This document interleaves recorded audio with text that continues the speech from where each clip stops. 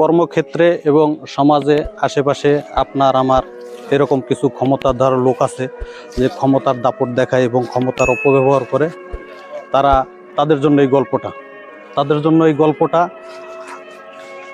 যে একটা গরু বাঁধা ছিল বনের পাশে। তো বন থেকে হঠাৎ করে একটা বাঘ বের হয়ে আসলে গরুটাকে আক্রমণ করলো। গরুটা কি করবে, ছুটে গিয়ে পুষ্কুনির ভিতরে লাফ দিয়ে পড়লো। পুষ্কুনিতে ছিল প্রচুর পরিমাণ কাদা। তো প্রচুর পরিমাণ কাদার ভিতরে গরুটা দিয়ে লাফ দিয়ে পড়ার পরে বাঘও তো তারে খাওয়ার জন্য পানির ভিতরে কাদার ভিতরে লাফ দিয়ে পড়ছে। তো পড়ার পরে এখন বাঘ বলতেছে যে তুই এই কাদার ভিতরে কেন পড়লি, এখন তুইও মরবি আমিও মরবো।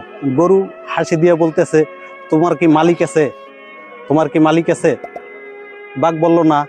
তাহলে গরু বলতেছে আমার তো মালিক আছে, একটু পরে আইসা মালিক আমার উঠাই নিয়ে যাবো আর তোমার পিটাই মাইরা ফেলাইবো। এইটাই বুঝতে চাচ্ছি, আপনারা যে ক্ষমতার অপব্যবহার করেন বা আপনার ফ্যামিলি বা সমাজের আশেপাশে মানুষের সাথে ক্ষমতার দাপট দেখান, আপনিও কিন্তু একদিন এইরকম বিপদে পড়তে পারেন।